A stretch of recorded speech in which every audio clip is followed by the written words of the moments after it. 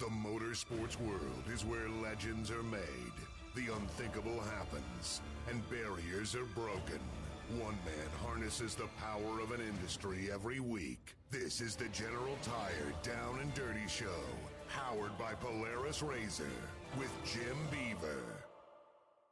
Well, welcome to the General Tire Down and Dirty Radio Show, powered by Polaris RZR, episode number 400 and something.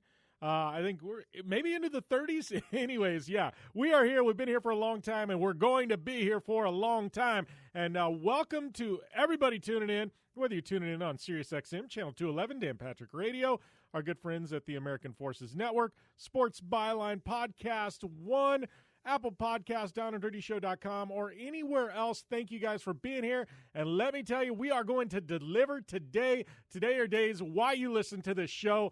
Man, look at this guest lineup we've got today. Not only we have Tiffany Stone and Chris Leone chiming in with their respective segments, but a couple of blockbuster interviews coming at you today. I mean, get a load of this. Not only do we have my good friend, she's been a part-time co-host on the show, but she has blown up and exploded the past 2 years, Mrs. Sara Price, on air to talk about her new ride with Chip Ganassi Racing in the Extreme E Series. She's going to be here in hour number 1, taking up a whopping 2 segments.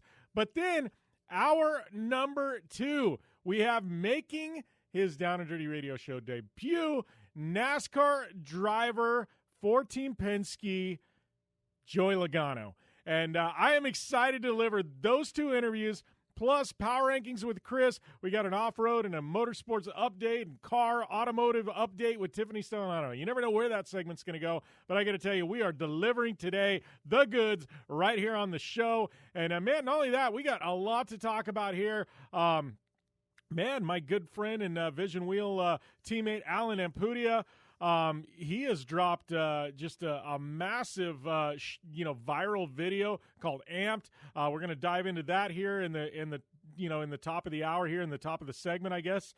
So we got that to talk about. Not only that, man, I remodeled the studio here, pulling a little Martha Stewart action, and maybe we'll talk about some of the cool stuff we're going to be doing out of the studio in time to come. But not only that, but as you're listening to this, I'm probably, because I pre-taped it, because I got to fly, I am heading up to Dirtfish Rally School next week for a bunch of days of training, and it's, content gathering. I'm also bringing along Red Bull athlete Mia Chapman with me. It's going to be a ton of fun. All that and more coming at you today, right here on the General Tire Down and Dirty Radio Show, powered by Polaris RZR. Whether you're looking for a tire that balances high performance responsiveness and traction in wet and light snow conditions, excellent handling and traction in wet and dry conditions, or a summer performance tire designed with the driving enthusiast in mind, General Tire has you covered. From the all-new G-Max RS to the Grabber ATX, no matter what you drive, General Tire will get you where you're going. Learn more at GeneralTire.com. General Tire, cruising with the Down and Dirty Radio Show since 2012. You want extreme performance, reliability, and the most fun you can have on 4 wheels? The Polaris RZR brings it to you. But you don't need to take my word for it. You can take theirs. I'm Tanner Faust, and I choose the Polaris RZR because it's the most fun you can have with a steering wheel. What's up? I'm Ronnie Renner, and I choose Polaris RZR because it's the sickest, most reliable side-by-side on the planet. What's up, everybody? Heavy D from Diesel Brothers. Listen, I'm on Team RZR because it's hands down the best piece of machinery on the planet. I'm RJ Anderson, and I choose Polaris RZR because it's the most fun, most capable machine. Action sports stars, TV personalities, and some of the best race car drivers in the world all choose Polaris RZR because it's the ultimate combination of power, suspension, agility, and fun. Find out more information on the web at PolarisRZR.com or follow at Polaris RZR on Facebook, Instagram, and Twitter, and use the hashtag RZRLife to share your story. Conditions off the pavement are always changing, so why settle for a light bar that just turns on and off? The Rigid Adapt is a revolutionary new light bar that will automatically select from 8 beam patterns that range from a widespread 90-degree flood to a 15-degree spot based on your vehicle's speed. Try that with your knockoff light bar.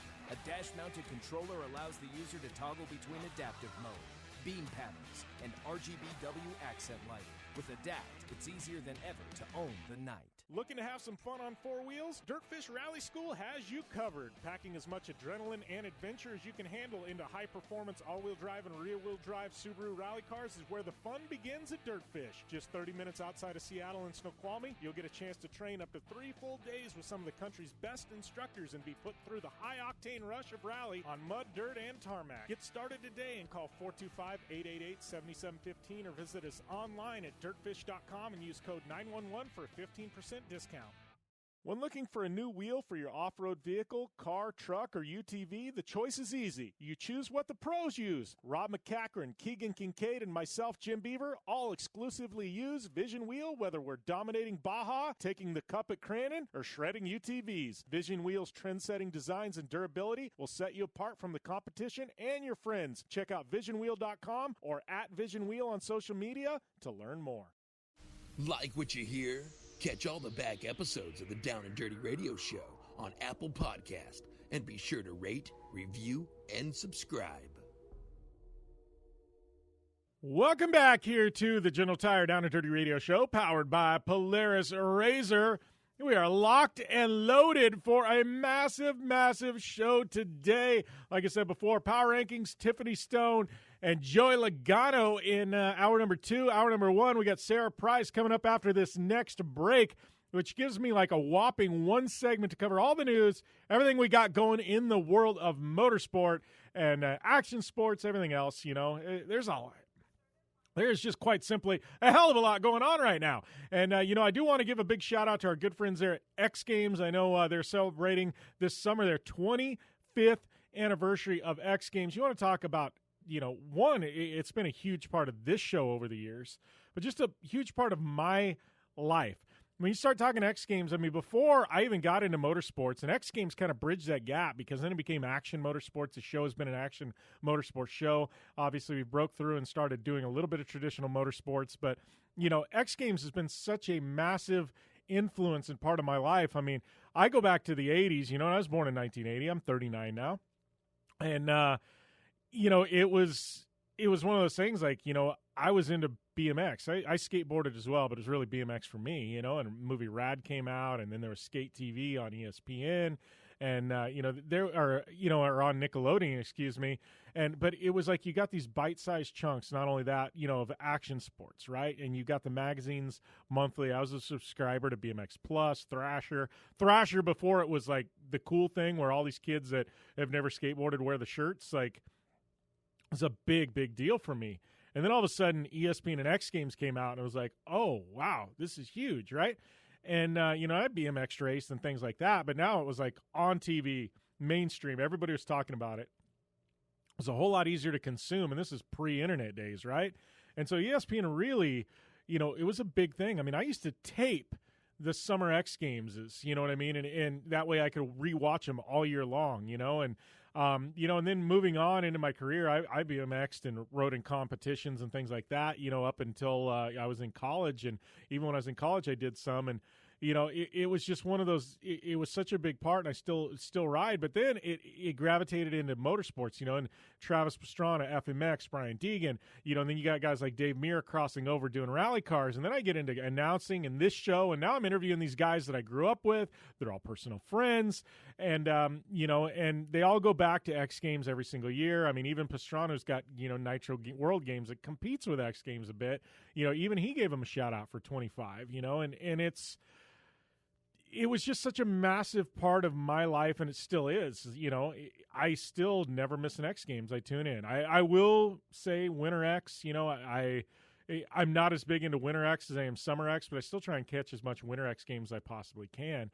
At least the marquee events and things like that, especially, anything with snowmobiles, because I've got so many friends over there and that come on the show and things like that. But, it was a big, big part of my life. It influenced me. It influenced this show. Still when we get X Games athletes on, whether it be FMX or, back in the day, Rallycross, we helped, we were one of the biggest media outlets for a couple of years with X Games and Rallycross and GRC. We were the media outlet that covered it, and it was a definitive part of this show. And, so I just have to give a big shout out to all my friends at ESPN. I mean, Alyssa Ronick, she is phenomenal. You know her as, one of the reporters with X Games back in the day. I mean, she rode with me in Star Car, in the RZR Star Car, for ESPN.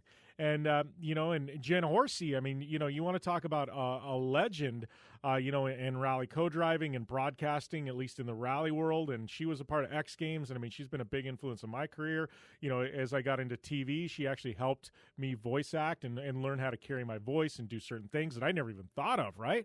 And I've had to dip into that well many times doing voiceovers and broadcasts and things like that, and she was, the media director for RZR Star Car and that program for me. And, it just is so deep what ESPN has brought to the table in my career, my influence, things like that. So, and many others. I mean, Tony Hawk wouldn't be who he is today without he'd still be one of the greatest skateboarders of all time, but would he be Tony Hawk, Mr. 900 Tony Hawk? He would have done it, but, it wouldn't have had the eyeballs and the attention. Guys like Dave Mira, who, gosh, I still miss Dave, every single day, but guys like him, I mean, these were superstars, and X Games took them from superstars to global icons. And, we can't downplay that, but even with this show, I mean, our coverage of X Games and some of the events and some of the action motorsports that ESPN was involved in, I mean, that helped us get the notoriety and to be where we're at today. So good stuff, ESPN, this is the first time in what? I can't say I think X Games originally started as an every other year thing. And but then it immediately became like an every year thing. But I got to say, this is going to be probably one of the first years in a very, very long time without a Summer X Games. So kind of a bummer, but, obviously a lot going on in the world. But did want to give a shout out to our friends at ESPN and everybody there at X Games for, keep doing what you're doing, we'll be tuned in. And, I know we've been critical of them at times and wanted things, but it's because we're so passionate about it. I think they appreciate that, fans passionate.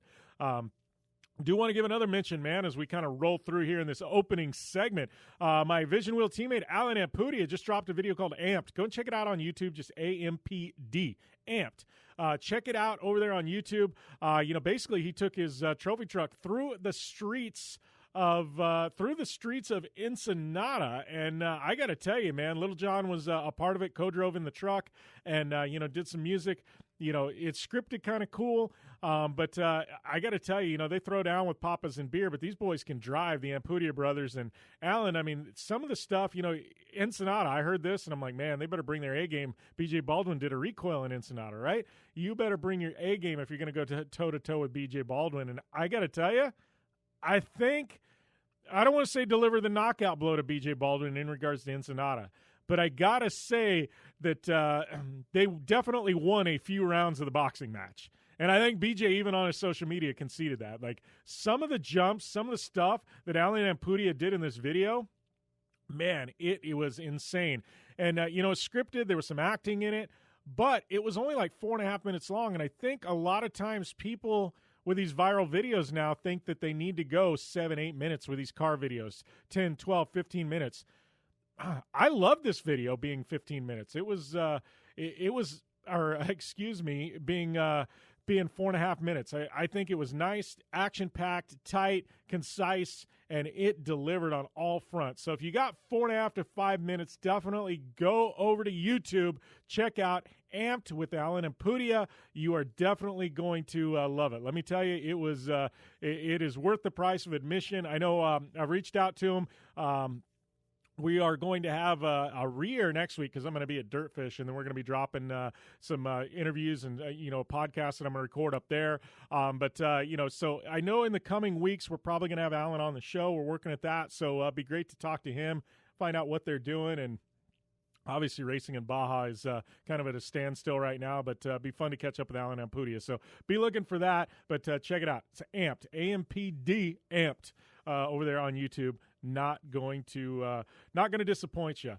And then we had some major news coming out about a week ago in regards to Pro 4. I can't remember if I chimed in on it on the show last week or not, but we're definitely going to this week. Lucas Oil, the Lucas Oil Off-Road Racing Series, pulling the plug on Pro 4, whacking it. That is right. They were going to have a very small entry list this year. Kyle LeDuc was basically going to be running against maybe one other truck.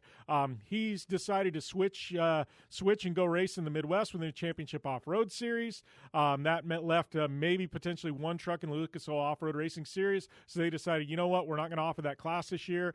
We will at the regional level, but we're going to focus on Pro 2, Pro Light, buggies, UTVs. I think it's a smart move on Lucas Oil's part, and it did great things for Championship Off-Road and, the Pro 4 division. I think we're looking at maybe 7, 8, 9 full-time entries in the Midwest. We haven't seen a Pro 4 field that deep in quite some time. So Kyle LeDuc, one of the big names, going to be doing battle with Andrew Carlson, CJ Greaves, Johnny Greaves. I'm sure that RJ Anderson is going to pull his truck out once in a while, maybe for the Crandons. Obviously, we got Bryce Menzies, who will go back there at some point, I'm sure, for Crandon. So it's going to be a wicked Pro 4 field in the Midwest this year. It's got me really, really excited about what's to come. And, obviously it's going to allow Lucas Oil with those, Pro 2 drivers to really put the focus on them and be like, you are our marquee class.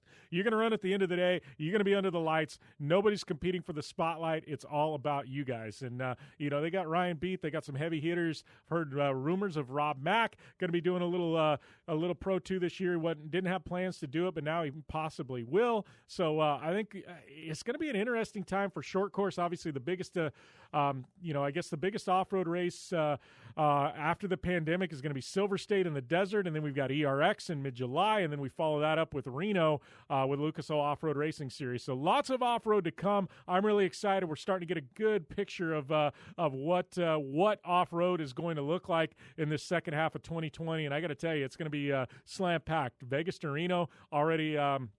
Hearing rumors of a massive entry list there. A lot of people gun shy that possibly the Baja 1000 San Felipe 250 won't happen. So, man, lots of good stuff coming. But speaking of good stuff, we got Sara Price coming up next right here on the General Tire Down and Dirty Radio Show, powered by Polaris RZR.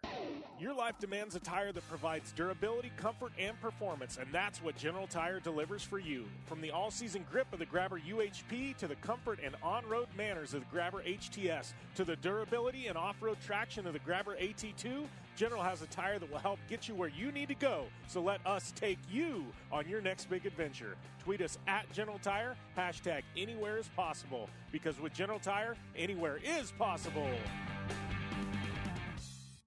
Don't just shred your way through any off-road rugged terrain. Get into gear with GSP XTV and let us redefine your adventure. The GSP advantage of quality and performance sets a standard for UTV axles. We strive to provide premium ATV and UTV axles to keep you shreddy ready. Kick up some dirt and get in the driver's seat with GSP XTV. With over 35 years of experience, drive with a company you can trust. Drive with GSP. For more information, please visit us at gspxtv.com today. You're listening to the Down and Dirty Radio Show, powered by Polaris RZR. All killer and no filler. Welcome back to the General Tire Down and Dirty Radio Show, powered by Polaris RZR. All right, man, we are rocking and rolling, locked and loaded. We are firing on all 8 cylinders because, we got a big guest coming up. And if you do have some fan questions for her, hit me up at JimBeaver15 on Twitter. And now, I'd like to welcome somebody you guys are all familiar with, very good friend of mine. Sometimes I guess she's been known to co-host this show as well, but she's got some big news. Miss Sara Price, welcome back, Sara. Hey, everyone. Thanks so much for having me. Well, I know, like, you and I don't know, it's been kind of weird. We go in these binges where you and I talk like 3 times a week, and then we don't talk for like 3 months. And I feel like we're in that kind of like that delay period where we haven't really talked for a few months. But that being said, I'm stoked to have you back on, Sara, because I guess Extreme E, Chip Ganassi Racing, I mean, this is about as a big of an announcement as it comes in the world of off-road. I know. I still am so shocked and so excited and honored, and any good words I can even say about it is what comes to mind. And I'm excited for this next adventure. I've been in the trophy truck now, and now to have opportunity to race something completely new with a whole nother, type of race team, and especially like Chip Ganassi, like doesn't get better than that. It's such an honor. And to be a part of a winning team of NASCAR and IndyCar, rally cars and sports cars, it's pretty incredible. Well, and I definitely want to talk more about Chip Ganassi racing, this whole thing, but you and I have been, we've been friends for, I don't know, at this point, maybe better part of a decade, Sarah, but like, I feel like I've kind of seen you transition from dirt bikes to, running your, what was it, a Polaris 900 at, in the regionals, and like, and I've kind of seen this transition to four wheels and things like that. And I feel like, gosh, this opportunity, you want to talk about presenting itself the right time, because I feel like Sara Price 3 years ago, you might have not been ready for this, and I think you'll be the first to say it, you know what I mean? But like, you've graduated into the trucks, you've done, a bunch of different stuff, and I feel like everything you've done the past 3 or 4 years has literally, like, those experiences, and you be able to grab here and grab there and do all that, like, it's all come full circle, and now it's like you're finally able to put all those skills the last few years you've developed together into this program. And I feel like, man, you want to talk about something hitting at the right time at the right place. Like, I feel like this opportunity, like, even 2 years ago, like, you wouldn't have been in the place where I think you could be as successful as you are today. Yeah, most definitely. I think just everything and anything that I have done racing-wise or driving-wise just to make myself a better athlete has, obviously presented me this opportunity. When I got that phone call from the team, I was just like, wow, like, that is incredible. You guys want me to be a part of your team. It's something that I'm so glad that my hard work is paid off and is being shown. And, I had some other teams interested as well. And that's a big deal, like to be going after this little off-road girl, basically these NASCAR teams. And it's a big deal. It's a huge deal, not just for me, but I think for off-road as well. And I'm so excited to highlight that. Well, and I think, and I honestly, I tip the cap to Chip Ganassi Racing, because I think a lot of us in off-road, we've seen things like this before. And I think, well, one, Chip Ganassi Racing and Andretti Autosport both getting involved in Extreme E, it immediately lent itself credibility to the off-road community in the United States. But I feel like for the longest time, a lot of, these organizations, because they're European-based, they just look for European drivers. And that's not to say there's no shortage of talent there, but I feel like this, all of a sudden, one, Andretti and Chip Ganassi getting involved, but two, bringing you in. I feel like now it's like, man, the off-road world, at least here in the Southwest, like, we're all paying attention, and I think it's one of our own. I think we're all very, very excited to see this, because I feel like, we know we've got some world-class talent and world-class drivers, but I feel like it's very few and far between we get opportunities to showcase that on the world stage. And I think, me, and I think the entire industry included, we're very excited that you're going to get to showcase what we do here in the Southwest that sometimes I think does in the major world of motorsports get forgotten about a little bit. Yeah, definitely. I think, off-road it's still so tiny to our to us. Like, it's surprising sometimes. Like, I go places and I'm talking to people who, these super accomplished racers, and I'm like, yeah, like, we race trucks, like trophy trucks or unlimited trucks, and they're like, huh, what's that? And I'm like, you don't know about a trophy truck? I'm like, this is like the coolest thing in the world. How can you not know about one?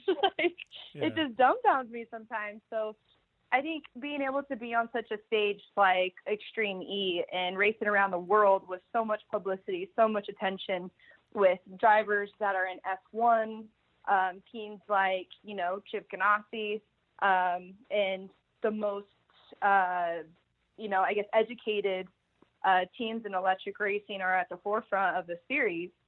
It's going to be really cool, not only just to race it and be a part of it and the history it's going to make, but also for the off-road industry to kind of get highlighted, because we're racing on dirt every race. Yeah, well, and I think we're kind of, You know, I feel like our secrets in the Southwest are starting to get exposed. I mean, one, we've got, somebody you know very well, Ricky Brabeck, but Casey Curry, who went out and they happened to win that little event called the Dakar Rally, and I feel like, now this being said, I feel like all our little secrets here in the Southwest, maybe they're starting to take notice, Yeah, definitely. I'm actually at Ricky's right now. Funny.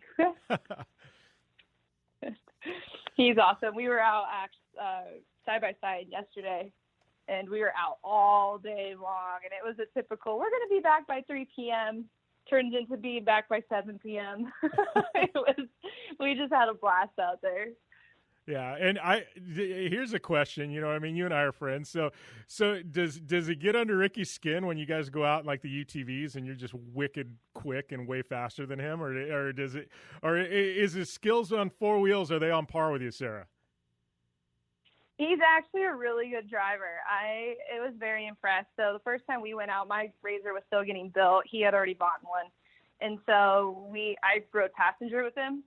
And I don't usually do well as a passenger, and I actually trusted him, and he was really good. He's a very confident driver. He's very smooth. He doesn't, do dumb stuff. Like, he doesn't live on the edge too much to where it's like something stupid's going to happen or show off or anything like that, which is really cool. But, yeah, I think he definitely has a future in driving after he's done with his two-wheel career.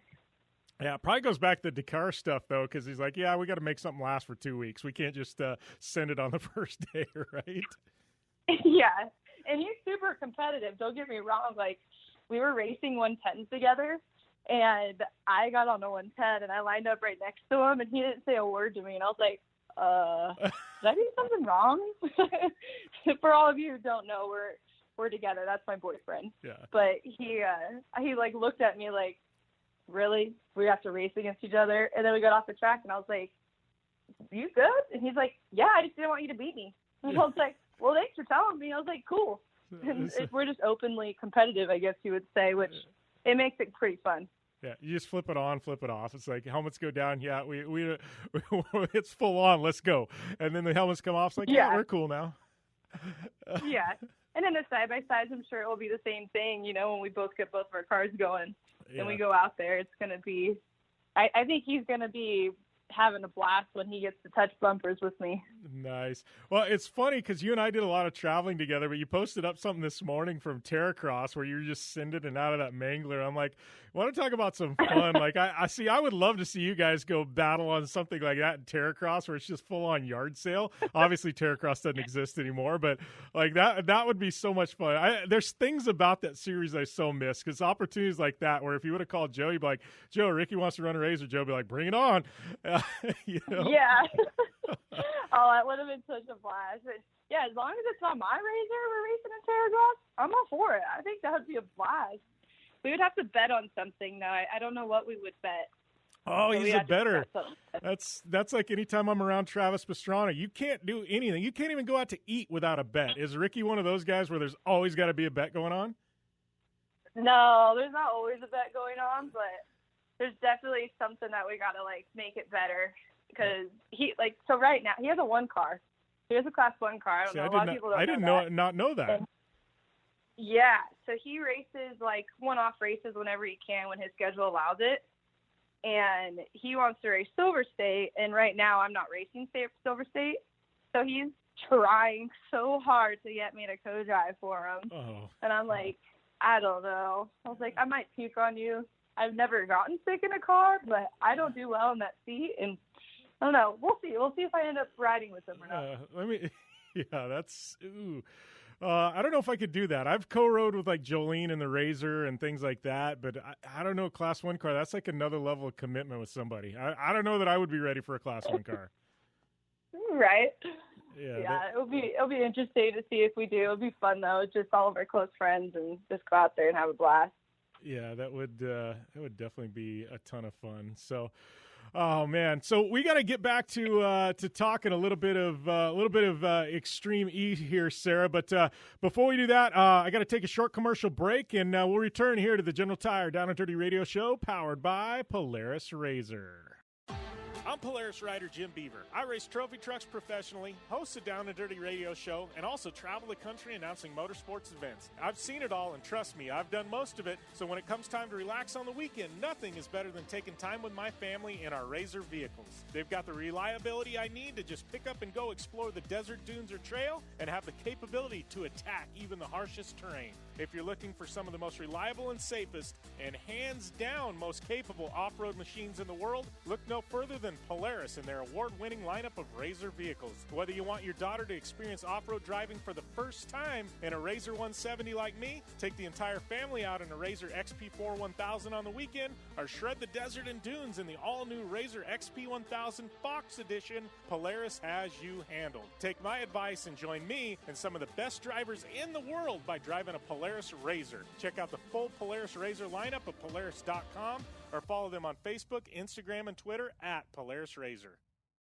Your life demands a tire that provides durability, comfort, and performance, and that's what General Tire delivers for you. From the all-season grip of the Grabber UHP to the comfort and on-road manners of the Grabber HTS to the durability and off-road traction of the Grabber AT2, General has a tire that will help get you where you need to go. So let us take you on your next big adventure. Tweet us at General Tire, hashtag anywhere is possible, because with General Tire, anywhere is possible.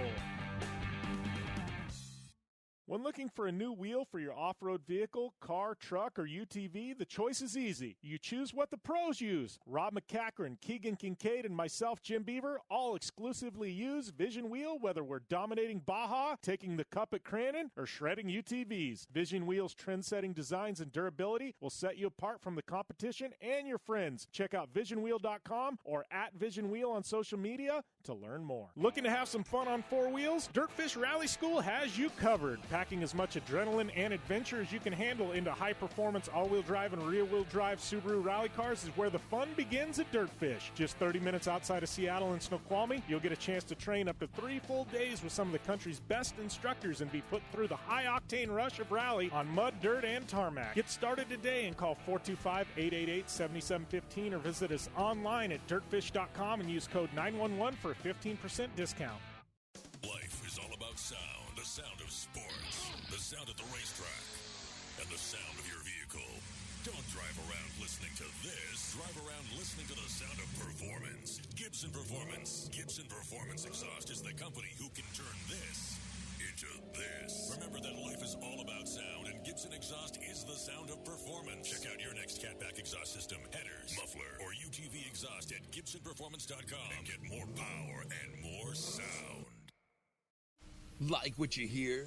Catch all the back episodes of the Down and Dirty Radio Show on Apple Podcast and be sure to rate, review, and subscribe. Welcome back to the General Tire Down and Dirty Radio Show powered by Polaris RZR. I got my good friend and Extreme E driver for Chip Ganassi Racing, Sara Price, on the show. Sara, I know we were having a little fun before we went to the break, but we gotta circle back and we gotta talk some Extreme E here because what can you tell me? Because I mean obviously I don't know that anybody's really had a lot of seat time behind the wheel of these. I know you've driven just about anything with a gas engine. I mean, do you know what to expect moving into an electric like this? I mean, what do we know? I know kind of the format of the races. You're going to be switching off with another driver. I know the second driver for Chip Ganassi Racing hasn't been named yet, but what can you tell us so far about the vehicles, the format? What do you know? So the vehicles they're electric SUVs. They're going to have quite a bit of suspension. So it's going to be a spec series, so I don't think we can change anything. When I say anything, I mean even our seats. One other thing is, obviously with electric engine, we're going to have instant torque. I don't know if saving the battery is going to have to come into play or what the deal is going to be with that, because obviously when you exhaust a electric vehicle at its full potential, it goes a lot faster. It dies a lot faster, so we'll see. And then, I don't know if we're going to be also changing our driving seats from the male driver to the female driver or vice versa under time. So that would be a whole other strategic play once we find that out. The courses are about 16 kilometers, so 9 miles. And we do 1 lap, switch off, and then the other driver does the other lap. We go from 8 teams down to one winner. They'll be qualifying a crazy race. And then in our race, we get a boost, which will be really exciting to see how that changes things up. They do that in Formula E now.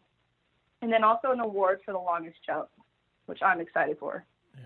Well, and see, what I think is interesting is I think a lot of people, when this was announced, was expecting almost like a Dakar with electrics. And this is almost like, I guess I would compare it to like the races at Laughlin or something like that, where it's that short course desert type of feel, where it's still like very much a sprint race. You don't have to settle in and let the race come to you. I mean, this is gas on, game on, let's go right now, because, anytime you lift, you're losing crucial seconds. And I mean, I think these races are going to be decided by tenths of a second, or 1 or 2 seconds. I don't think we're going to see big gaps, 20, 30-second gaps. I mean, hearing what you just said, that's got me excited. I mean, it's desert racing, but man, this is an all-out sprint, Sarah.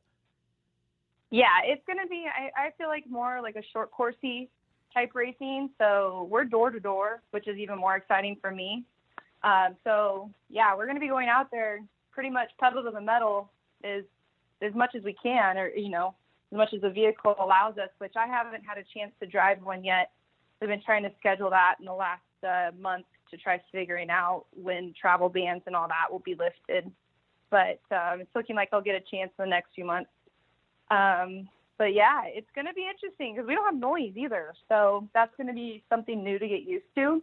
Yeah. We're going to, I guess, be just hearing a lot of whining and gears working. And, you're not going to be able to see where people are behind you as well. You're going to have to, make just focus on being forward and not look behind, or you're going to have your co-driver kind of help you out with that.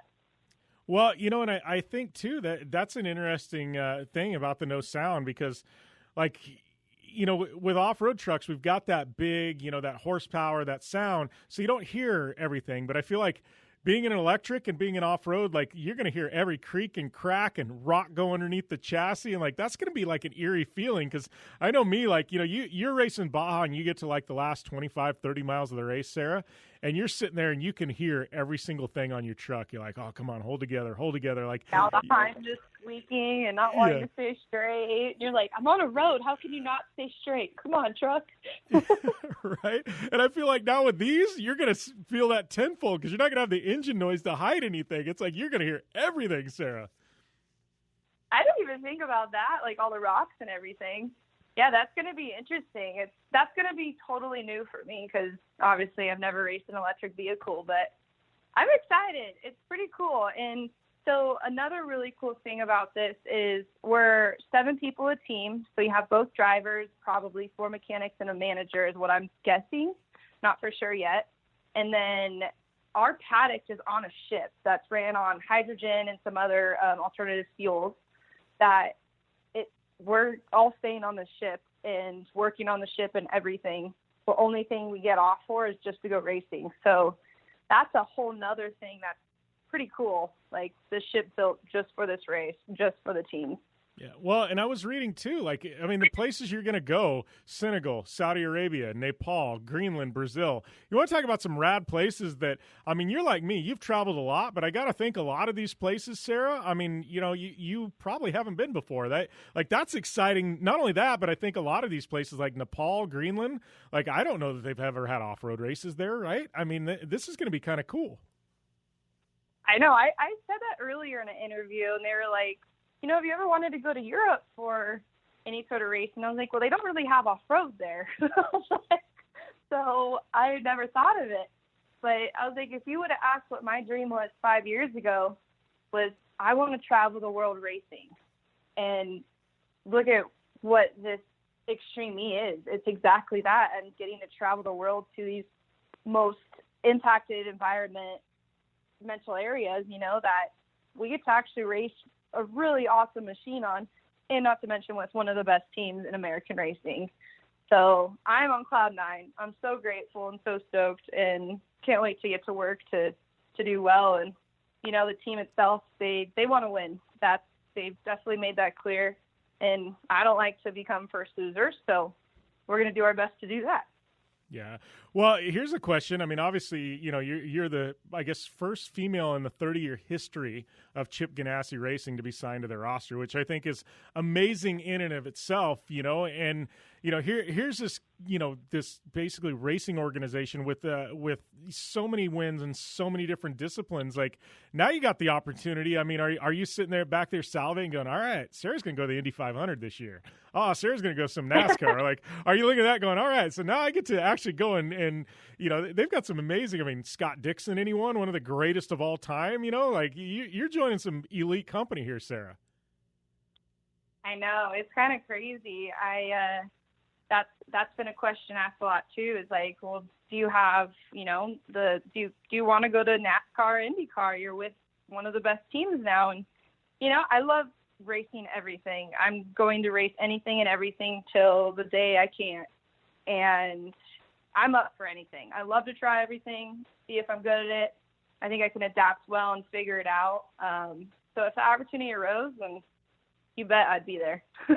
Yeah. I will just say, one of the spotters at Ganassi is a very good friend of mine. And this last year at the Indianapolis Grand Prix, the road race before the Indy 500, the weekend before qualifying, he's like, hey, Jimmy, he's like, come up here with me. So I went up into the spotters tower, and it's on top of the pagoda at Indianapolis Motor Speedway. And you're up there, and I got to tell you, it is one of the greatest views ever. So I'm just telling you, if you go to Indianapolis this year, go, hey, I want to go on top of the spotters tower, because I'm telling you, it is insane, Sarah. Oh, man, I'm going to have to ask them that. Yeah, like, tell them, like, yeah, it just needs to happen. So just putting it out there.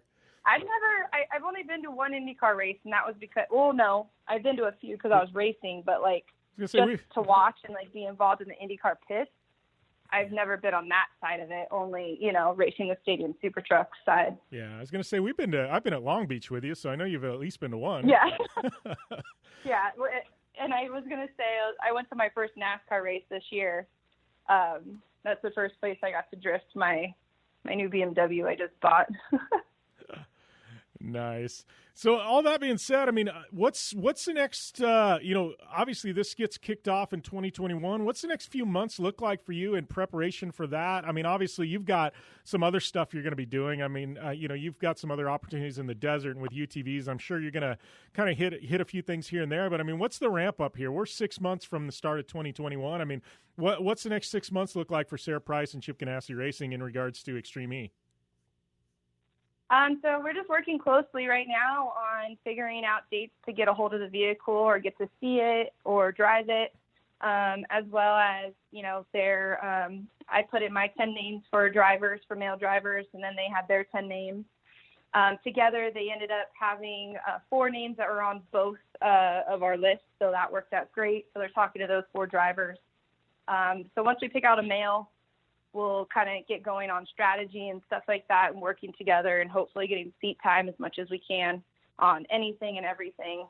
And then, just basically preparing as much as we can. And I'll be, of course, driving my Polaris RZR as much as I can.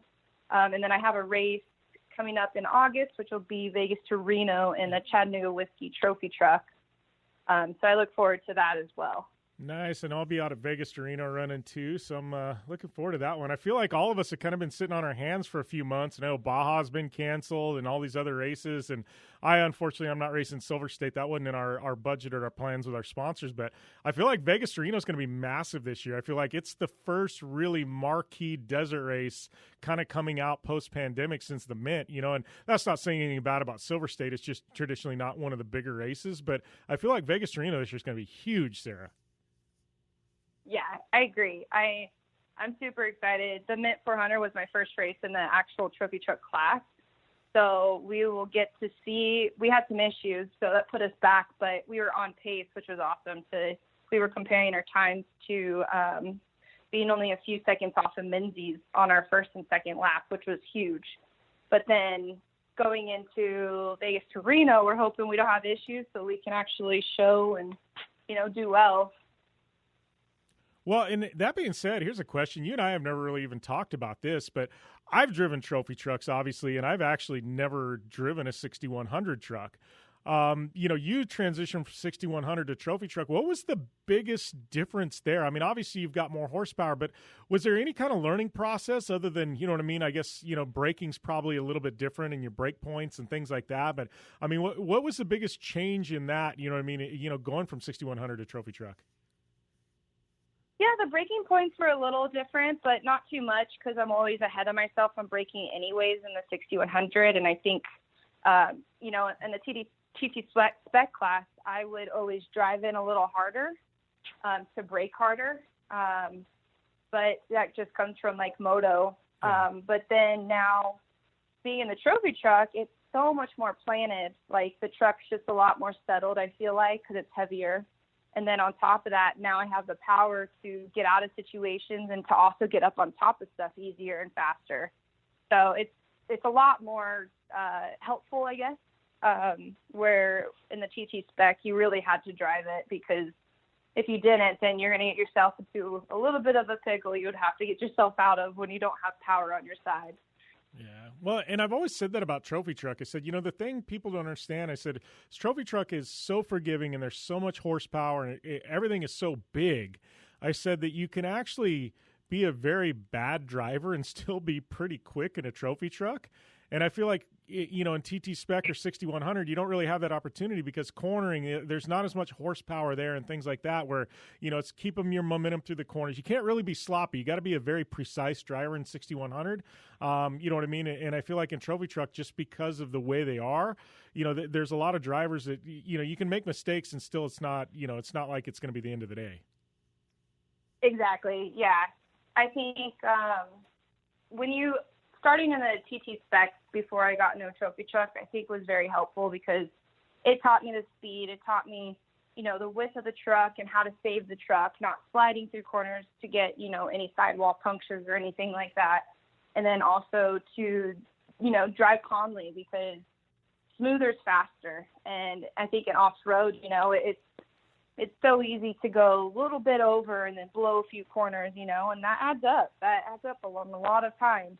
And these races are so competitive now. It's coming down to seconds on who wins. Yeah, I agree. It's been kind of crazy to see how much has changed in just a short amount of time. But, Sara, always fun having you on the show. Always appreciate catching up. Looking forward to seeing you in the Extreme E Championship there with Chip Ganassi Racing. And with that said, we are going to take a short commercial break. We'll be back to wrap hour number 1 up right here on the General Tire Down and Dirty Radio Show, powered by Polaris RZR.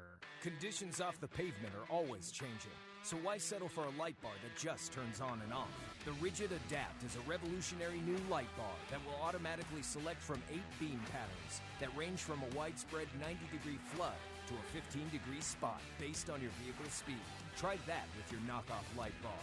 A dash-mounted controller allows the user to toggle between adaptive mode, beam patterns, and RGBW accent lighting.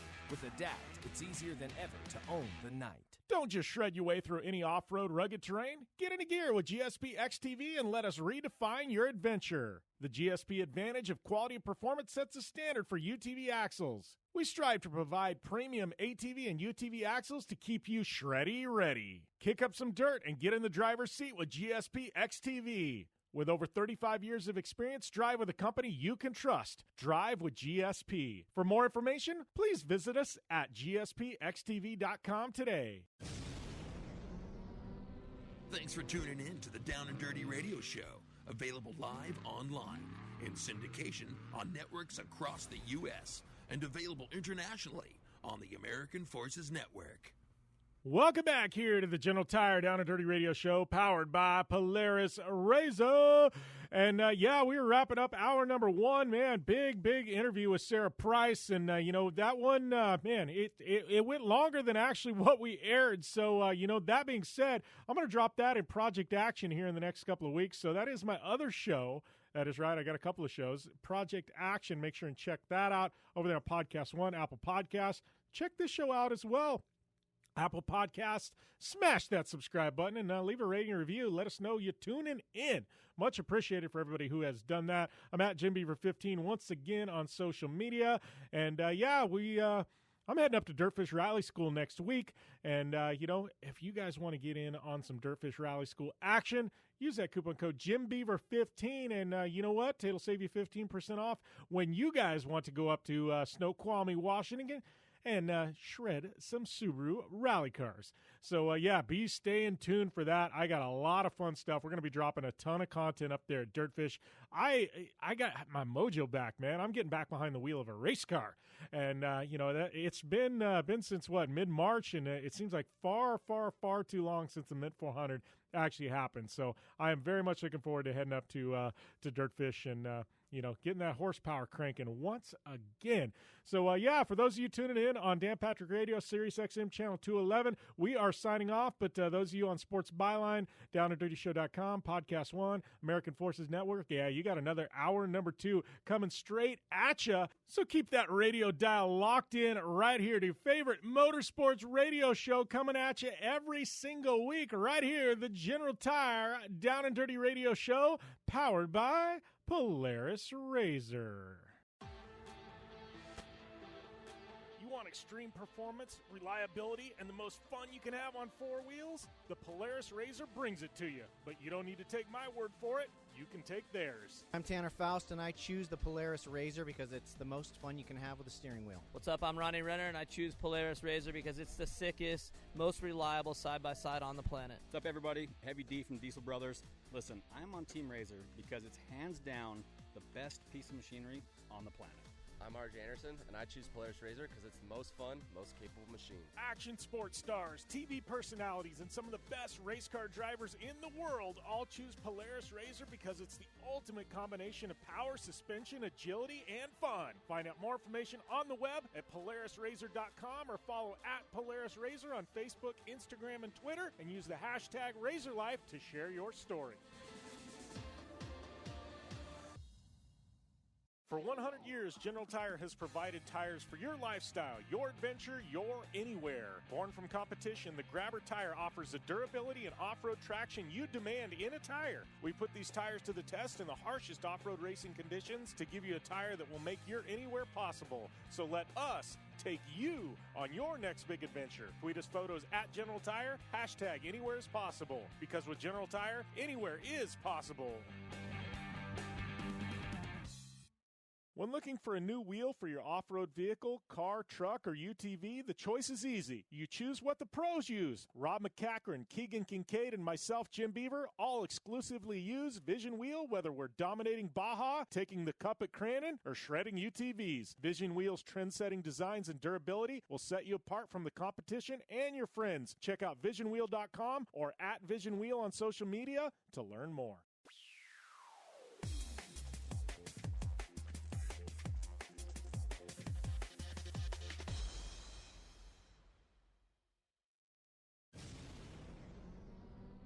Thanks for tuning in to the Down and Dirty Radio Show, available live online, in syndication on networks across the U.S., and available internationally on the American Forces Network.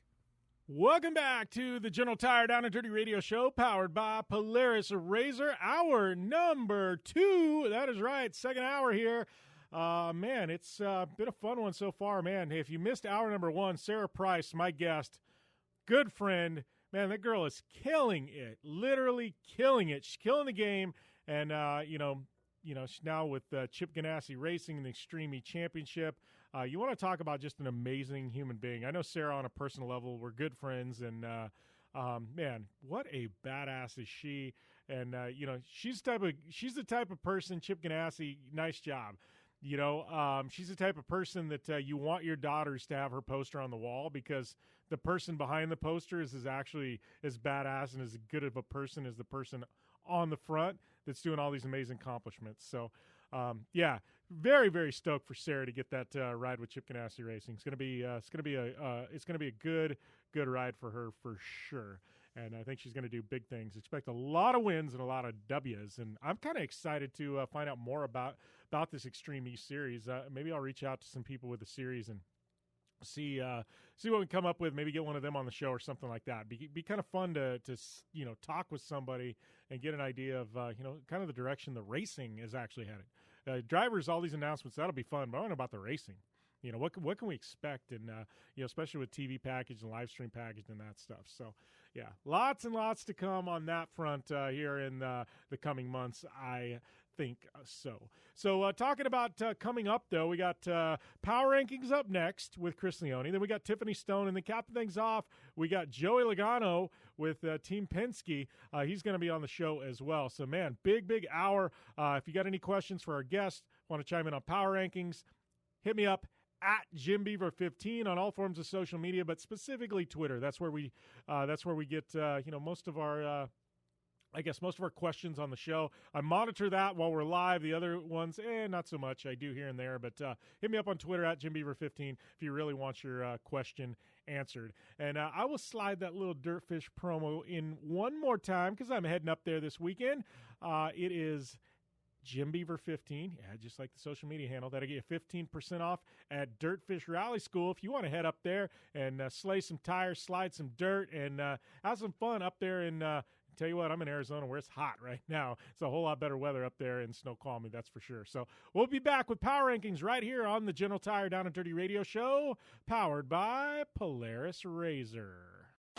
I'm Polaris rider Jim Beaver. I race trophy trucks professionally, host a Down and Dirty radio show, and also travel the country announcing motorsports events. I've seen it all, and trust me, I've done most of it, so when it comes time to relax on the weekend, nothing is better than taking time with my family in our RZR vehicles. They've got the reliability I need to just pick up and go explore the desert, dunes, or trail, and have the capability to attack even the harshest terrain. If you're looking for some of the most reliable and safest, and hands down most capable off-road machines in the world, look no further than Polaris and their award-winning lineup of RZR vehicles. Whether you want your daughter to experience off-road driving for the first time in a RZR 170 like me, take the entire family out in a RZR XP4 1000 on the weekend, or shred the desert and dunes in the all-new RZR XP 1000 Fox Edition, Polaris has you handled. Take my advice and join me and some of the best drivers in the world by driving a Polaris RZR. Check out the full Polaris RZR lineup at Polaris.com or follow them on Facebook, Instagram, and Twitter at Polaris RZR.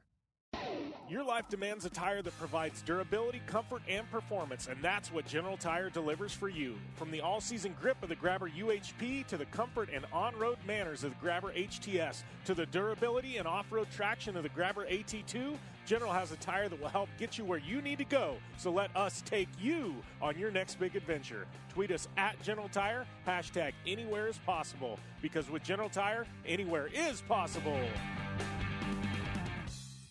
When looking for a new wheel for your off-road vehicle, car, truck, or UTV, the choice is easy. You choose what the pros use. Rob McCachran, Keegan Kincaid, and myself, Jim Beaver, all exclusively use Vision Wheel, whether we're dominating Baja, taking the cup at Crandon, or shredding UTVs. Vision Wheel's trend-setting designs and durability will set you apart from the competition and your friends. Check out visionwheel.com or at Vision Wheel on social media to learn more. Looking to have some fun on four wheels? Dirtfish Rally School has you covered. Packing as much adrenaline and adventure as you can handle into high-performance all-wheel drive and rear-wheel drive Subaru rally cars is where the fun begins at Dirtfish. Just 30 minutes outside of Seattle and Snoqualmie, you'll get a chance to train up to 3 full days with some of the country's best instructors and be put through the high-octane rush of rally on mud, dirt, and tarmac. Get started today and call 425-888-7715 or visit us online at dirtfish.com and use code 911 for a 15% discount.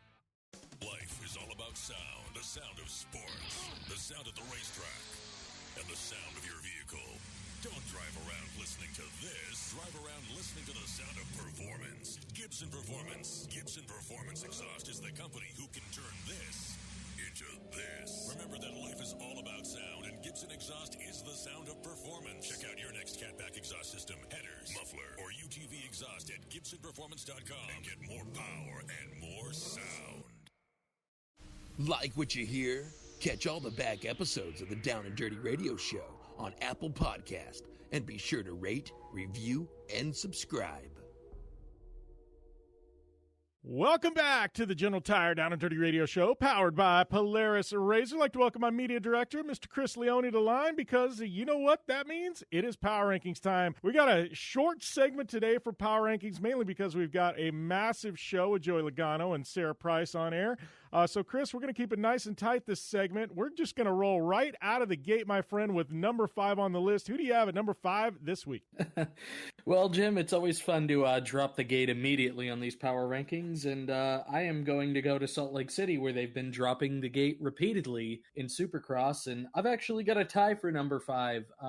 With East and West splitting the past week in Supercross action, I'm giving it to both of the winners for different reasons. Austin Forkner in the West for, gaining a few points on Dylan Ferrandis and trying to make that championship interesting coming into the finale. And I'm giving it to Chase Sexton for asserting that lead over Shane McElrath and giving himself the advantage going into the finale, where both he and Ferrandis are going to try to go back-to-back in the East and West classes. Well, I will get to some of those names later on in the list. But for number 5, I am actually dropping the gate, going to Salt Lake City as well, but I'm dropping it for a different reason. Yes, I am dropping it for a guy who hasn't made our power rankings yet this year, but he is making it this time, and for good reason. Mr. Chad Reed, who obviously this is the finale. This is the last full-time Supercross race of his career. He said, you know what, you may see me some one-offs next year. I'd like to do A1, but never full-time again. But I know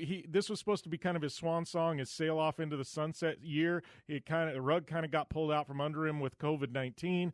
But Chad Reed, good friend of the show, good friend of both of ours, Chris, and I got him at number 5 just because, you know what? It's an honorary number 5. Yeah, see, I was going to save Chad until afterwards, but certainly point well taken. And yeah, Chad has been awesome to work with for me on the iRacing side, and I just thought it was a little funny that he went to the LCQ and sort of repped his LCQ League brethren by taking the victory there in the most recent race as of this recording. But going to number 4 for me, I am going to the only person on my list this week that didn't get on with a victory, and it's the Xfinity. We're going to the Xfinity Series in Homestead.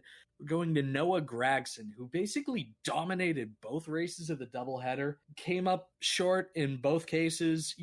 Two other drivers, two very capable drivers in Harrison Burton and Chase Briscoe, were able to get around him for both victories. But, when you show the kind of pace that Noah Gragson had, it certainly deserves.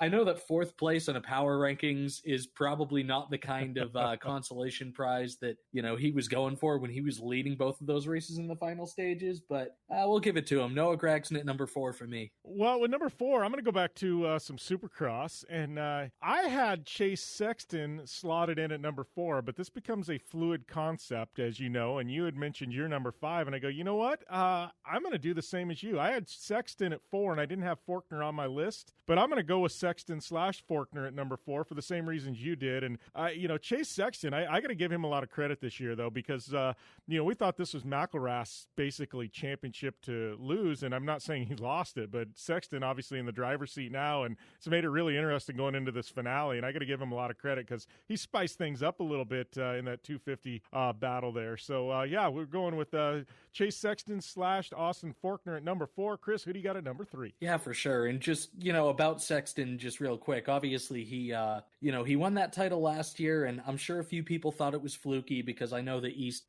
it was a strange championship last year, right? And, people might have thought he fell into it, but, anytime you go back to back, you're not going to fall into a championship 2 years in a row. I am staying with the red for number 3, and I am going with a rider who has fought through some serious health issues over the past few months, but managed to, return to the top step of the podium. Ken Roczen has been, riding his butt off over the past month, just trying to keep within the conversation, right? With the 450 class. And obviously, the championship is not within his sights anymore. I know it looked like it could have been at the beginning of the year, and no doubt that's a disappointment for him. But to be diagnosed with shingles, to have had breathing problems for months, and to go win in Salt Lake City, I mean, that takes some serious cojones. So I'm going to give Ken Roczen number 3 this week. Yeah, and I know we posted up in the group, and a lot of people chimed in wondering what the heck was going on with Ken Roczen and the breathing. So, yeah, for him to do what he's done, it's definitely remarkable. But I'm going to move to Homestead, Miami for my number 3, and I'm going to go with race winner Denny Hamlin. Not only went to the race, obviously started on the pole, won the race, led 267, or excuse me, led 137 of 267 laps. Dominating effort there by Denny Hamlin, and I just don't think anybody had anything for him. So for that, I'm going to go with Denny Hamlin, number 1. Or excuse me, number 3 on his win. Well, Jim, I will have to get to Denny in a minute. My number 2, I am going to stick with somebody who has been pretty consistent on this list for his status as the Wednesday night wonder of the 450 class. Cooper Webb sweeping all 3 Wednesdays. You know, I don't know if that's so much of anything as a coincidence or a quirk, but, you know, 3 wins in this crazy, crazy segment of the season is nothing to sneeze at. So all the respect in the world for Cooper Webb, making this championship interesting and, you know, making sure that Eli Tomac can't clinch that championship, can't wrestle away that number 1 plate from him until the bitter end. And as we all know, anything can happen in the final round of a Supercross season. So we'll have to see what happens, but credit to Cooper Webb for keeping himself in the conversation. He's my number 2.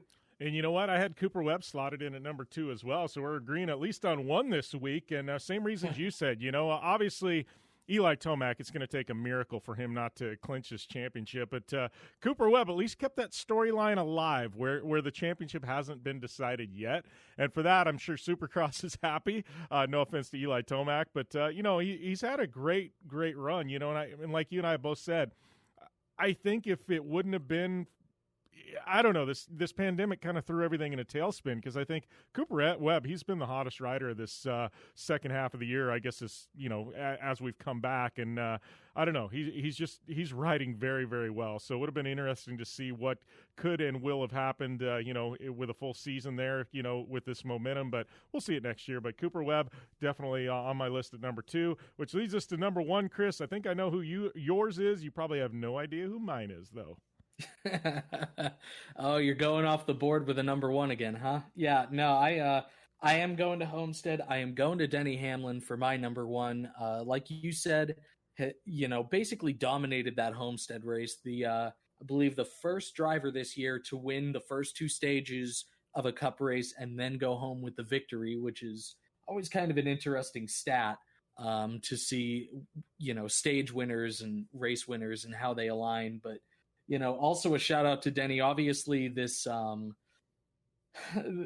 the past few months, there's kind of been this rivalry that's been coming up with Corey LaJoie. And, you know, I don't know that I can really take sides on it, but I will say that there's one driver who's been backing it up with race victories in both the real and the digital world. And there's one driver who hasn't. And the driver who has is the one who's number 1 on my list. I think that's all I can really say about that. But, you know, I'm sure that our listeners can kind of read between the lines on my feelings about how that's all gone down. Yeah. Well, we're running out of time. We got about 45 seconds left, so I will get to my number 1. My number 1 this week, you know, this one, I just had to tip the cap to Dale Jr. going into the NASCAR Hall of Fame, and the reason why is not necessarily for his performance, but what he's done for motorsports in general. Just the way he accepted this honor, so humbling. I mean, this guy, you want to talk about, you know, big shoes to fill with his dad being Dale Earnhardt Sr. You know, he may not have the wins and the accomplishments Sr. had, but I got to tell you, he is a class act, and he's done just as much, if not more, for the sport of NASCAR that his dad did, you know, behind the scenes and as an ambassador. So for those reasons, you know, being that, you know, he's just such a graceful guy and done so much for the sport, and he's so humble, Dale Jr., number 1 on my list. Amen to that. Man, can I revise now? Can I give the honorary number 1 to Dale now? All right, Chris. Well, we're up against the time break, buddy. We are going to take a short commercial break. We'll be back with more here on the General Tire Down and Dirty Radio Show, powered by Polaris RZR. Conditions off the pavement are always changing, so why settle for a light bar that just turns on and off? The Rigid Adapt is a revolutionary new light bar that will automatically select from 8 beam patterns that range from a widespread 90-degree flood to a 15-degree spot based on your vehicle's speed. Try that with your knockoff light bar. A dash-mounted controller allows the user to toggle between adaptive mode, beam patterns, and RGBW accent lighting. With Adapt, it's easier than ever to own the night. Don't just shred your way through any off-road rugged terrain. Get into gear with GSP XTV and let us redefine your adventure. The GSP advantage of quality and performance sets a standard for UTV axles. We strive to provide premium ATV and UTV axles to keep you shreddy ready. Kick up some dirt and get in the driver's seat with GSP XTV. With over 35 years of experience, drive with a company you can trust. Drive with GSP. For more information, please visit us at gspxtv.com today. Thanks for tuning in to the Down and Dirty Radio Show, available live online, in syndication on networks across the U.S., and available internationally on the American Forces Network. Welcome back to the General Tire Down and Dirty Radio Show, powered by Polaris RZR. I'd like to welcome my partner in crime, my good friend Tiffany Stone, to the show. T-Stone, what is happening? Hello, you have reached Tiffany Stone's voicemail. You were supposed to call 10 minutes ago, and now you've lost your time. Please leave a message after the beep. Totally just kidding, Jim. Just kidding. Yeah, no, it's all in fun. So I was on another call and I kept pushing T-Stone back a little bit, and so now I'm getting a little bit of crap on my end, which rightfully so. I deserve it. But what is happening? I know the world's getting put back together. We're actually talking about going racing, T-Stone. I know you're going out to ERX. We got plans for Crandon. I feel like the world is slowly being put back together. Yeah, no, it is. A few weeks ago, I'm sure if you follow me or see anything that I do on social media, I just started a new hosting job with Haggerty Media. So many people know Haggerty as an insurance company, but they're trying to push a little bit and go out and be like a daily news type of thing called Haggerty's Daily Driver. I'm one of the hosts. We have a few other hosts as well. But we did our launch week last week. So they are actually in week 2 right now of the whole show being put up. So that's pretty cool because I'm able to not only talk about things that I enjoy, obviously automotive on the OEM side, but also off-road. They're kind of wanting to get more into that. And so I'm pretty excited about that. And yeah, went to TV 20 Showcase today. We had to do some stuff outside, and it's kind of weird because I don't want to say the new norm. I don't know, Jim, I don't know if anybody else is out there, but I'm really tired of the catchphrase, the new norm. No, this is just life. We adapt, and this is kind of what happens. I particularly don't like wearing a mask, but obviously I do it to protect not only other people, but myself. So we'll see what everything happens and goes there. But yeah, I'm okay with it. Yeah. Well, it's funny. You mentioned the new norm and things like that, but I've actually been I like to observe kind of what people are doing in general and things like that. And, there's a lot of people that are way paranoid, and then there's the other people that are like, oh, there's nothing going on. This is all a sham. And I lay somewhere kind of in the middle. But I was in a restaurant the other day, walked in, and it's funny because, we walk in, and some of the fancy restaurants, they actually have booze marked off. But some of the smaller coffee shops, stuff like that, they don't. It's just open seating. So you walk in, and I was looking, and it was funny because people have socially distanced themselves just out of habit now. Like every other seat was taken, every other booth was taken. Like people were talking with each other, but they were staying 5-6 feet away. Like it was just interesting because it's just become a part of life. Like you don't shake hands. It's okay to say hey to somebody and not go up and shake their hand. Like I don't know. It's like to me, it's been interesting to see this kind of organic shift, and it's just become acceptable now. And it's just the way things are. No, and I completely agree. One thing that I wish that we do take, I wish that we could take a part of the Japanese culture where they bow to show respect. Maybe we should just start bowing to people to show a sign of respect and a hello and a greet. I think that would be kind of cool, but I completely agree with you. The big thing is I haven't spoke much about it. I'm getting a little bit more, but I'm the same way with you. I kind of stayed in between. I'm sorry, don't take this in a mean way, anybody, but you're kind of ignorant if you don't think that this could possibly happen. Obviously, there's facts out there. Yes, the CDC, construed some of the numbers, things, obviously, certain testing centers weren't giving certain numbers. At the beginning of all of this, the CDC said we were way above where we actually were. But like you were saying, stay in the middle. Be aware of what's going on, but make your own conscious decisions, It's not a law that you have to wear a mask. a recommendation for people. And I just think, we've gotten to the point now where we shame everybody for everything. We shame you if you're wearing a mask. We shame you if you don't wear a mask. We shame you if you cough accidentally. Or me, I have allergies. I have allergies every spring. Now I'm afraid to sneeze or cough because people might look at me differently. And I'm like, dude, it's just allergies. Right. That is funny because it's like, gosh, the coughing thing in public, I'm like so conscious of it. I'm like, I don't even want to have a little slight cough because all of a sudden somebody's going to think I'm a walking zombie and infected and, bring the plague bringer or something. I'm like, holy crap. No, it is. I'm completely on board with you there. Let's talk about something fun, though, Tiff. I know, obviously, you're going out to ERX here in a couple of weeks. I know we had some. I don't know if it's even public knowledge. It's not like it's some big secret, but I think you are stoked. It's funny because we're going to have this volleyball tournament at Crandon of some sorts, and I think it's going to be like Vision Wheel people versus Keegan Kincaid's locals or something like that. And so, we're going to have some of the Vision Wheel ambassadors. You obviously are very good at volleyball. You're on the team. Todd plays. I've played in the past. I know Mia Chapman. She's going to be on the team. She's played in high school. So, I'm kind of excited about this, Tiff. Volleyball at Crandon, woohoo, let's do this. Honestly, Jim, I am so excited about this. Todd had called me a few days ago. Hey, T Stone, do you want to play volleyball? And I said, is that a dumb question? So for anybody who knows, I played volleyball in high school, college. I still play with my friends. And I'm so excited for this. But I have to pre-warn you, Jim. I'm very competitive when it comes to volleyball, so you might see a different side of me. And I legit will not play in any beer league at all because everybody just wants to have fun. And I'm like, no, you need to win.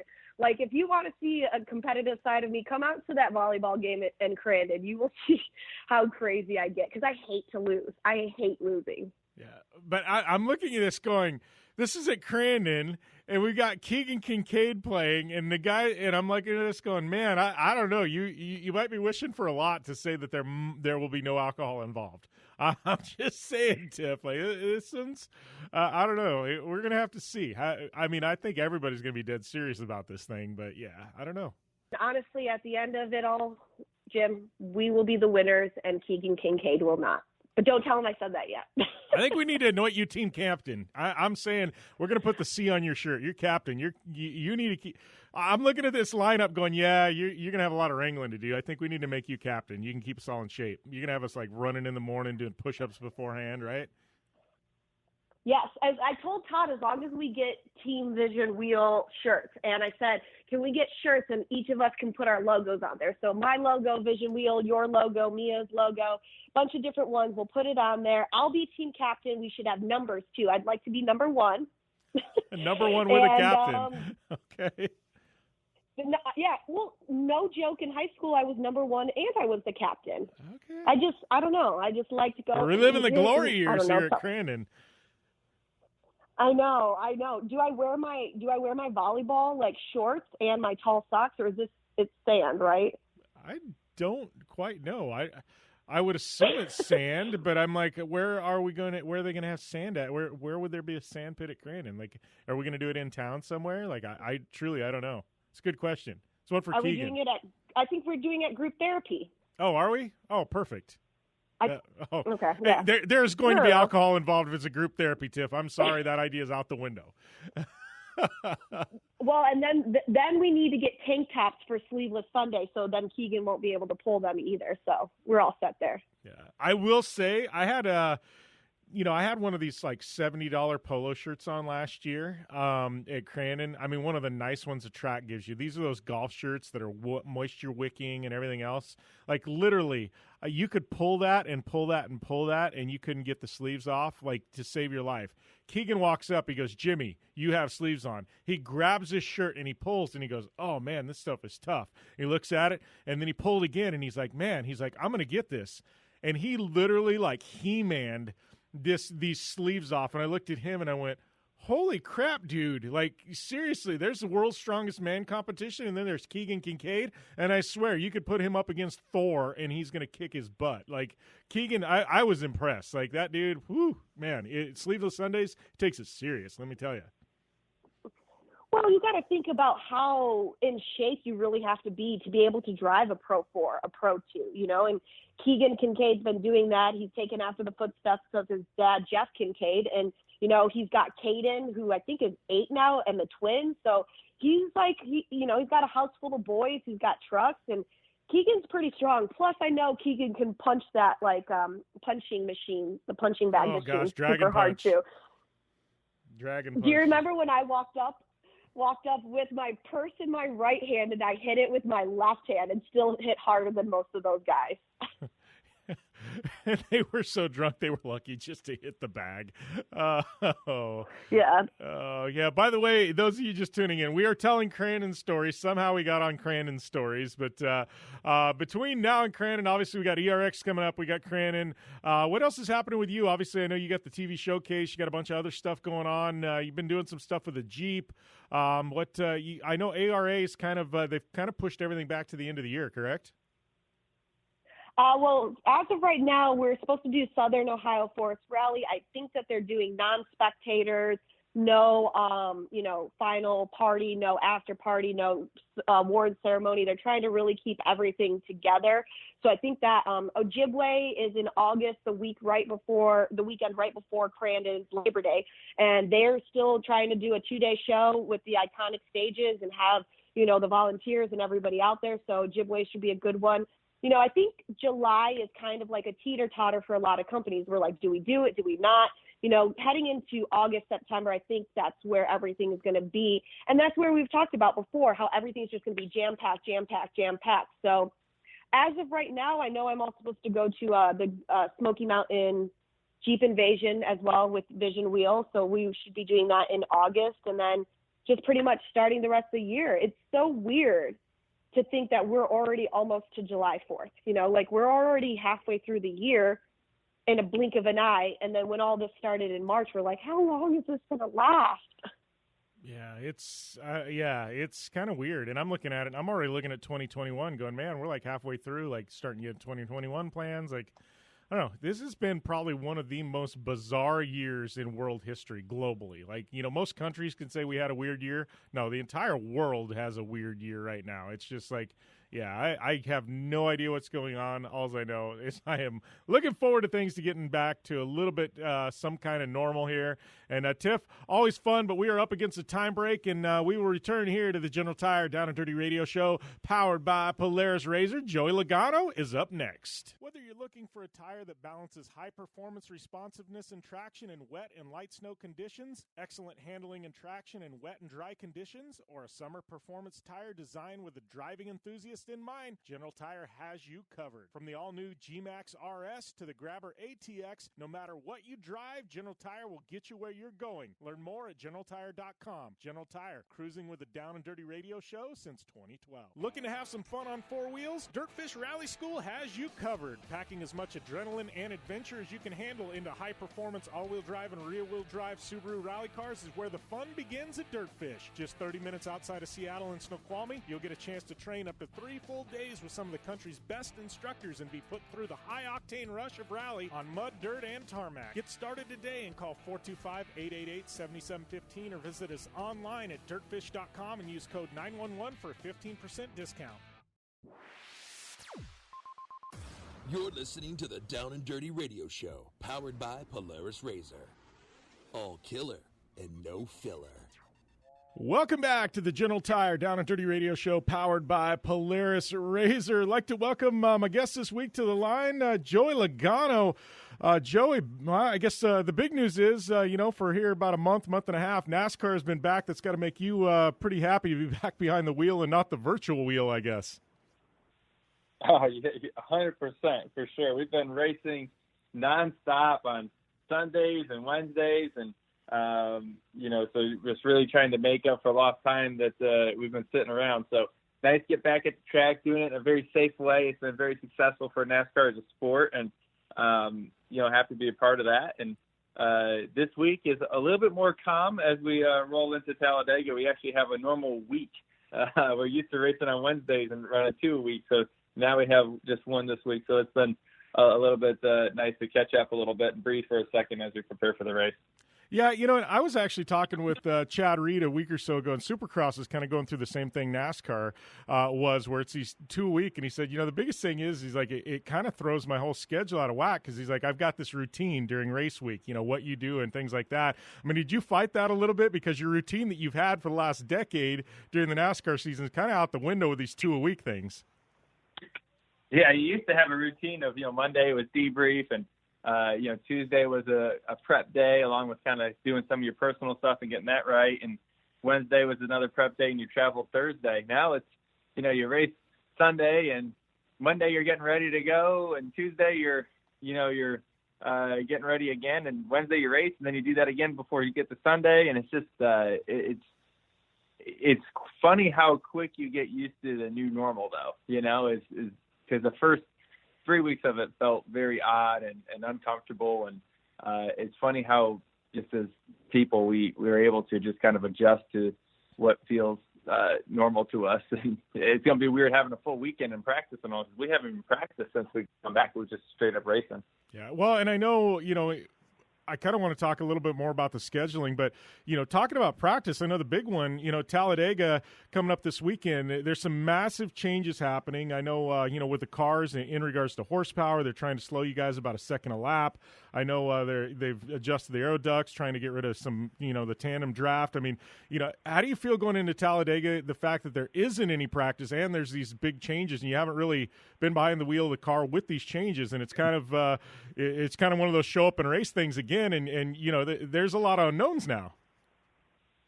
Yeah, it's definitely it's tough because, yeah, you look at it and say, okay, well, our cars are going to go slower, right, because they're cut some horsepower away.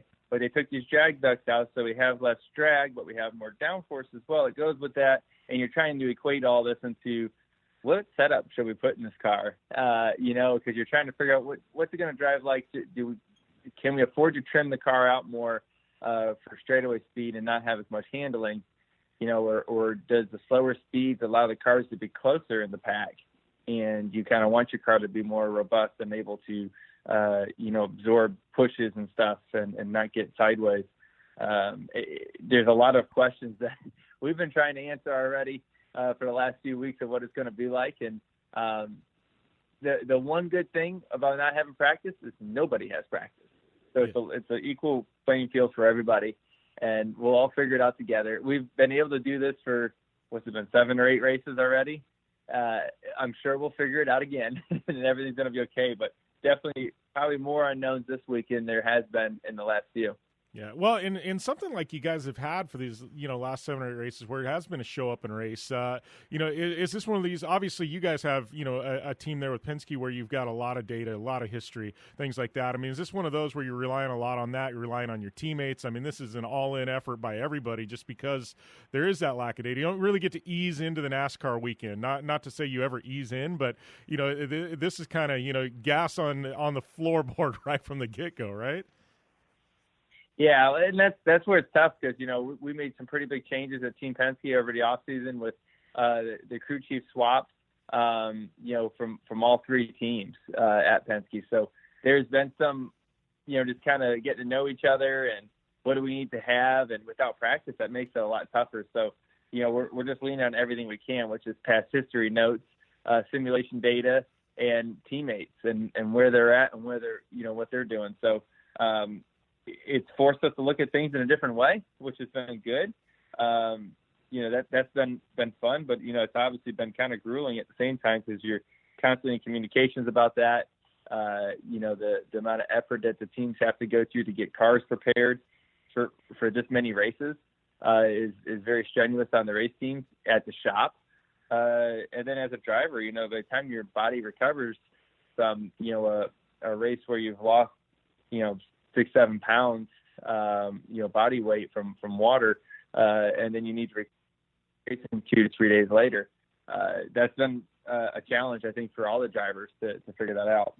Well, I think that's an interesting point too, and I hadn't really thought about that. But not only is it just everything is shifted with these different scheduling and things like that. But I didn't even realize from the fitness standpoint. I guess the guys that have really put in the work in the gym and are on a nutrition program and a gym program and things like that. I think there's been a lot of unexpected coming back. I feel like guys like you yourself, that's been definitely a big benefit. With the guys with a high fitness level. Yeah, that's definitely, this quarantine and when you stop racing, you can kind of go two different ways with it. This goes for everybody. You can either go on the route of it's a vacation and, you sit around and chill out, or you take it as an opportunity to better yourself and be ready for when the gates open again and you're wide open. And you can tell within our sport, you can watch at the end of the races, and you can tell which drivers took the time to better themselves and be ready for when we're going back racing this aggressively in the heat of the summer. And you can tell which ones took the time to relax. And you can really tell at the end of these races, last few laps, or even when everyone gets out of the car and you see them falling over, it's something that you think of for sure, and that, how important the fitness is to our sport as race car drivers. So it's a challenge. There's a lot to it, but it's that's part of the gig. It's what you owe your race team. Yeah. Well, and that being said, how weird is it? Because you guys kind of finish up late fall, kind of early winter with the NASCAR season, wind down, things like that. And then you get a couple months off over the holidays, and you kind of January, you guys kind of start getting back into the groove of things and things like that. Obviously Daytona hits, and then all of a sudden we have a handful of races, and then it's like we've got this whole other off season, and unlike the one over the winter, nobody was actually even allowed in the shops there. How hard has this been for the entire team, not only you, but everybody, just to get back in the groove? Because, it was, hey, you're banned from the shop. That never happens, even over the holidays, guys are allowed in the shop. Yeah, it's weird. I'm telling you, it's a very interesting thing. And, to just shut down. Once we just get going, we ran, 3-4 races and you get shut down. You can't even work on your cars, and, you're just trying to keep the team environment and everyone fired up for when we get back going. So video calls have been kind of the name of the game. I've never thought I used my home office this much ever. I'm usually the person that was left to go to work, and now I live in my little home office most of the day trying to get things going. Even now, Team Penske still doesn't want me to show up and go into the race shop because they don't want to risk the drivers getting sick. So just very, very interesting right now. But like I said, you get used to it. You find your new normal. You figure out how to do it, and you find ways to be successful. And anytime there's a crisis like this, there's an opportunity to be better than the next person. And I think with an attitude like that, you can take advantage of what's here. Yeah. Well, I know, we can go back talking racing in a minute, but you've had a couple of cool things kind of happen during this whole period. I do want to mention something. Give us a lowdown on Panini America, and the new cards you guys have. This is a pretty exciting opportunity. Tell us a little bit about what you got going on with them.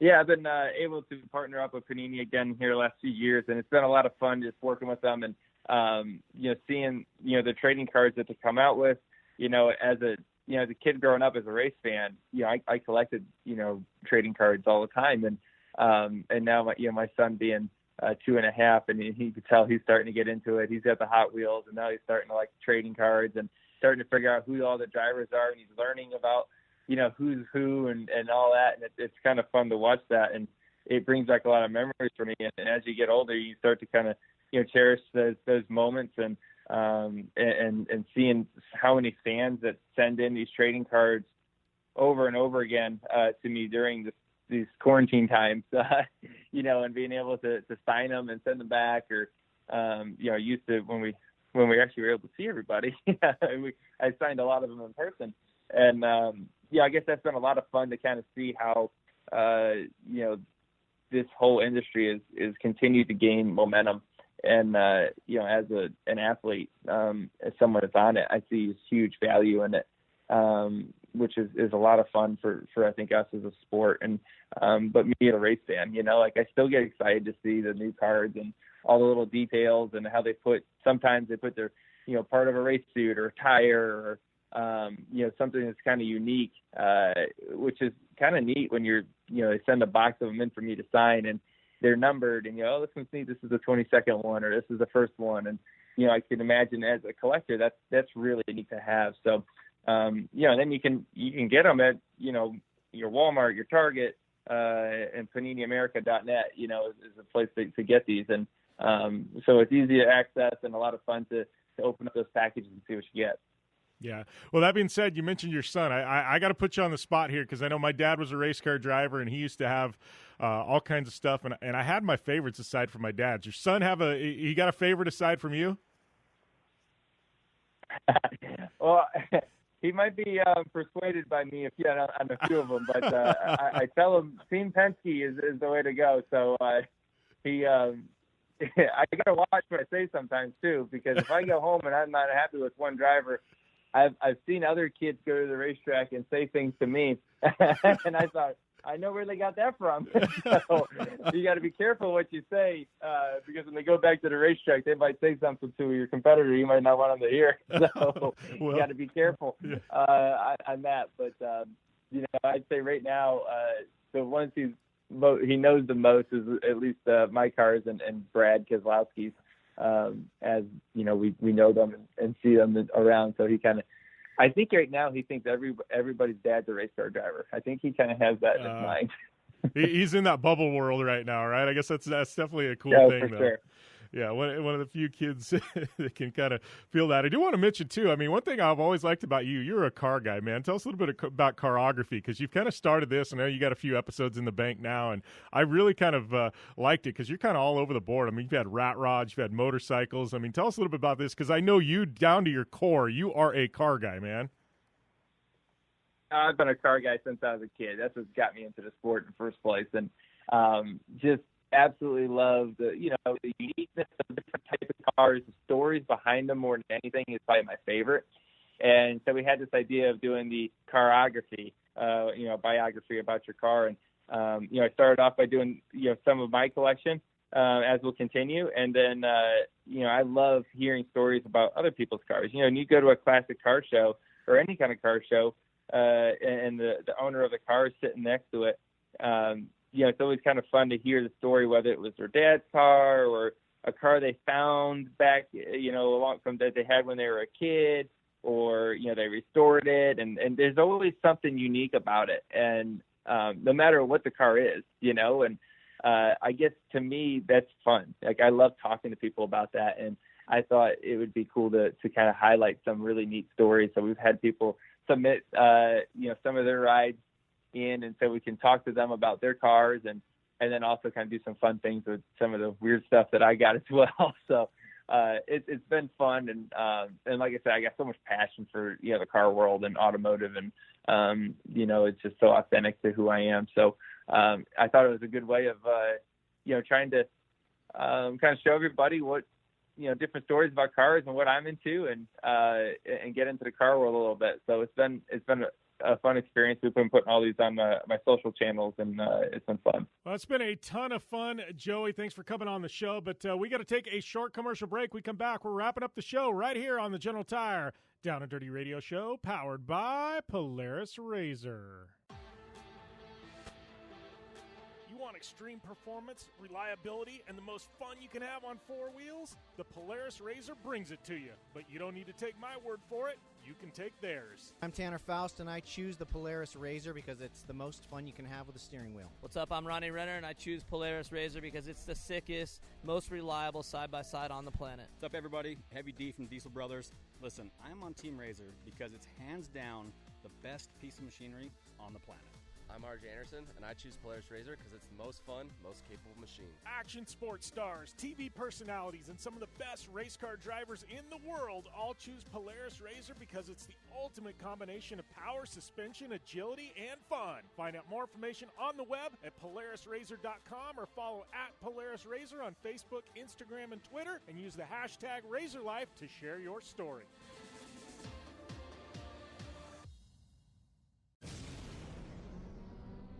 Thanks for tuning in to the Down and Dirty Radio Show, available live online, in syndication on networks across the U.S., and available internationally on the American Forces Network. Welcome back to the General Tire Down and Dirty Radio Show, powered by Polaris RZR. Almost done with hour number 2. That means it's time to phone this thing in, hang it up, go to, I guess, 5 o'clock. 5 o'clock somewhere, right? Definitely not today if you're tuning in nationally. It is midday, but it's the weekend, so I don't know who's saying, right? Go and have some fun. Anyways, yeah, it's been a lot of fun today. Big thanks to my friend Sara Price, Tiffany Stone, Chris Leone, and Joey Logano for taking the time to call into the show.